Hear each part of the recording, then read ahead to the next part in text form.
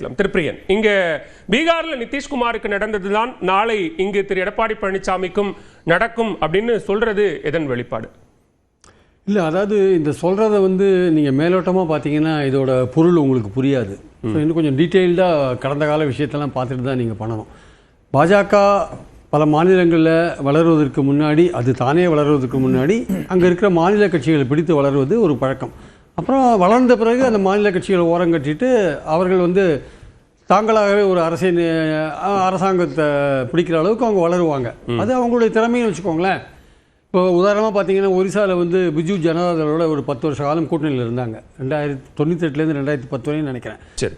அதுக்கப்புறம் அவங்க ஒரு மதக்கலவரம் நடந்தது. அந்த மதக்கலவரத்தை சாக்கா வச்சு கூட்டணியிலேருந்து விலகினாங்க. அதுக்கப்புறம் அப்போ போட்ட அடிக்கல்ல ஒரு பேஸ்மெண்ட்டில் 10 வருஷ காலம் ஒர்க் பண்ணி 10-12 வருஷம் ஒர்க் பண்ணி இப்போ ஆட்சிக்கு வந்துட்டாங்க. முதல்ல அவங்க பேஸ்மெண்ட் போட உதவினது பிஜு ஜனதாதள். காஷ்மீர் எடுத்துக்கோங்க, மெஹபூபா முக்தி பயங்கரவாதி தீவிரவாதி அப்படின்லாம் சொல்லிட்டு பிஜேபி விமர்சனம் பண்ண அந்த கட்சியோட கூட்டணி வச்சாங்க. அவங்களையே சீஃப் மினிஸ்டராக வச்சாங்க. 2 வருஷ காலம் இவங்க மத்தியில் ஆட்சியில் இருக்கிறதுக்கெல்லாம் சௌரியமாக இருக்குது. 2 வருஷ காலம் அவங்களை அலோவ் பண்ணாங்க. அப்புறம் கவுத்துட்டு அங்கே கவர்னர் ஆட்சியை கொண்டாந்து 370 அவங்களோட அஜெண்டாவை நிறைவேற்றினாங்க. இப்போ அதுக்கு அடுத்தது போகலாம். பீகாரை பொறுத்த மட்டும் அவங்க நிதிஷ்குமார் அப்படி இப்படி மாறி ஆர்ஜேடி பிஜேபின்னு மாறி போயிருந்தவர். அவருக்கு எண்ணிக்கை குறைவாக இருந்தால் கூட ஆர்ஜேடி எண்ணிக்கை அதிகமாக இருக்கும், இல்லை பிஜேபி எண்ணிக்கை அதிகமாக இருக்கும். அவரை சீஃப் மினிஸ்டராக போட்டு நிதிஷ்குமார் அப்படி இப்படி கபடி ஆடிந்தார். அவர் அந்த கபடி ஆடிந்த நிதிஷ்குமாருக்கு ஒரு முடிவு கட்டணும்னு பாஜக ட்ரை பண்ணி நம்ம முதல்ல கால் போடணும்னு அவரை சீஃப் மினிஸ்டராக இருக்கிறதுக்கு அலோவ் பண்ணாங்க. 2 தடவையும் அலோவ் பண்ணிருக்காங்க. அப்புறம் லாஸ்ட் டைம் பார்த்தீங்கன்னா 89 இடங்களில் பிஜேபி வந்துட்டாங்க, 85 இடங்கள் தான் ஜேடியு வந்தாங்க. ஸோ இந்த சூழலில் இந்த வாட்டி விடக்கூடாது. நிதிஷ்குமார் தான் சிஎம்னு சொல்லி எங்கள் பிரச்சாரமே பண்ணி ஓட்டு வாங்கினாங்க எல்லாத்தையும். அவர் என்ன சொன்னார், நான் 25-30 வரையும் அங்கே தான் நான் தான் சிஎம் அப்படின்னு சொன்னார். ஆனால் அப்போவே எல்லாரும் என்ன பேசினாங்கன்னா 1 வருஷத்துக்கு மேலே தாங்க மாட்டாருன்னு சொன்னாங்க. இன்ஃபேக்ட் 1 வருஷம் கிட்டத்தட்ட ரொம்ப நாட்களாக ரொம்ப ஆண்டுகளாக எனக்கு ராஜ்யசபாவுக்கு போகிறது தான் விருப்பம், அதனால நான் நானா முடிவெடுத்து தான் ராஜ்யசபாவுக்கு போகிறதுக்கு மனு தாக்கல் பண்ணியிருக்கேன் அப்படின்னு நிதிஷ்குமார் சொல்கிறாரு. இப்போ நிறையா கதை வசனம்லாம் எழுதலாம் சார், எல்லாமே தெரிஞ்ச விஷயம் தான். நம்ம எல்லாமே பேசிக்கலாம் டிஃபென்ஸில். இந்த ஸ்க்ரீன் பிளே டயலாக் டைரக்ஷன்லாம் ஏற்கனவே 1 வருஷத்துக்கு முன்னாடி தீர்மானிக்கப்பட்டது தான். என்னைக்கு பாஜக அவரை வெளில அனுப்புவாங்கன்றது அப்போவே நிர்ணயிக்கப்பட்டது. 1 வருஷம் முன்னாடி எலெக்ஷன்ஸ்லேயே இது பிரச்சாரமாகவே வைக்கப்பட்டது. அவர் இருக்க மாட்டார், அவரை பாஜக சாப்பிட்ருவாங்க, அவர் அனுப்பிச்சுடுவாங்கன்னு வைக்கப்பட்டது. இனிமேல் ஜேடியூட எதிர்காலத்தை பாருங்க, அது ஒரு கேள்விக்குறி. ஜேடியு என்ற கட்சியின் எதிர்காலம் ஒரு கேள்விக்குறி. அப்படியே மகாராஷ்டிராவுக்கு வாங்க, அங்கே ஷிண்டே தான் சிஎம்மாக இருந்தார். இப்போ எலெக்ஷனுக்கு அப்புறம் யார், பிஜேபி கவர்மெண்ட் அங்கே வந்துருச்சு. இத்தனைக்கும் பிஜேபி அதிக நம்பர்ஸில் இருந்தாங்க. ஷிண்டே சிவசேனா உடச்சி கொண்டு வந்தாங்க. இப்போ ஷிண்டே டெப்டி சீஃப் மினிஸ்டராக இருக்கார். இப்போ எழுதி வச்சுக்கோங்க, 1 வருஷம் கழிச்சு நீங்களும் நானும் மறுபடியும் பேசுறதுக்கான வாய்ப்பு கிடைச்சா யோசிச்சு பாருங்க.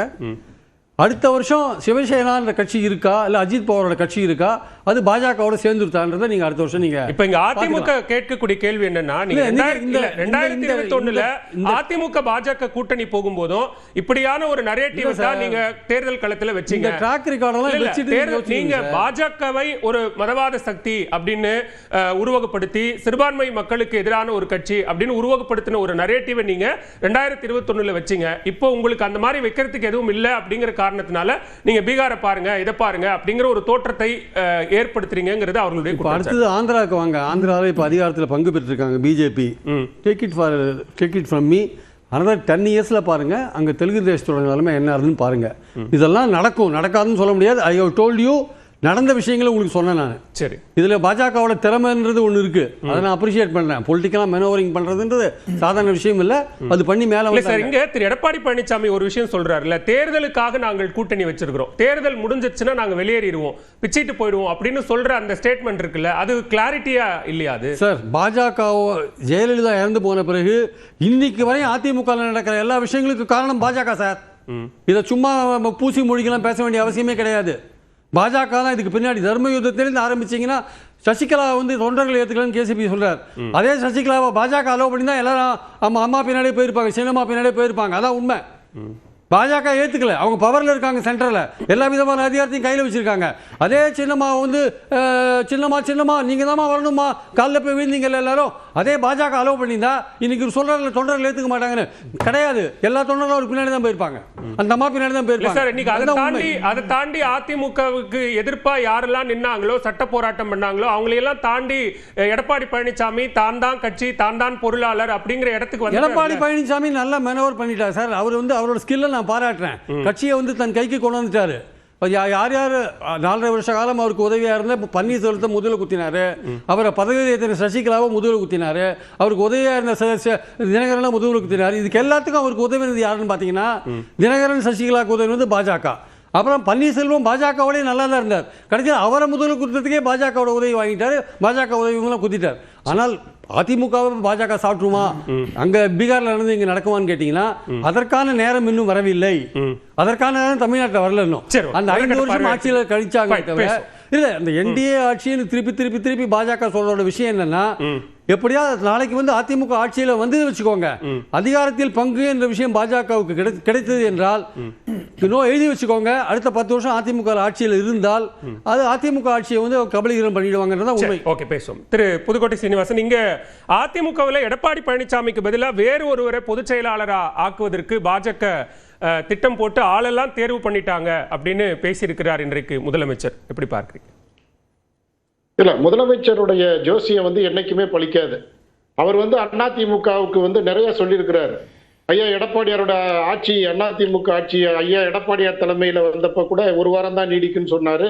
அதுக்கு பிறகு பாஜகவோட ஊதுகுழல், பாஜகவோட கூட்டணி வச்ச நிலையிலையும் சரி விமர்சனம் பண்ணாரு, பின்னாடி விமர்சனம் பண்ணாரு.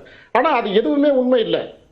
அதிமுகவோட பொதுச் செயலாளர் அதை வந்து நடைமுறையில செயல்படுத்தி காமிச்சிருக்கிறார். பாஜகவை நாடாளுமன்ற தேர்தலில் எதிர்த்து களம் பண்ணாரு, சட்டமன்ற தேர்தலில் கூட்டணி வச்சிருக்கிறாரு.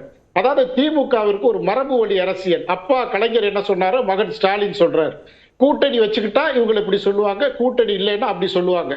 நேருவின் மகளே வருக நிலையான ஆட்சி தருக, அதாவது இந்திராவின் மருமகளே வருக இந்தியாவின் திருமகளே வருக, கூட்டணி இல்லைன்னா கூடா நட்பு கேடாய் முடியும், பஞ்சரான டயர், காலத்தின் குற்றம், அப்படி பார்த்தா அது எல்லா கட்சிக்கும் பொருந்தும் சார். அதிமுகவுக்கும் பொருந்தும். அதிமுக பாஜகவை பேசாததா, பாஜக அதிமுக தலைவர்களை பத்தி பேசாததா, அந்த ஒப்பீட்டுக்குள்ள போனோம்னா நிறைய இருக்கு பேசுறதுக்கு.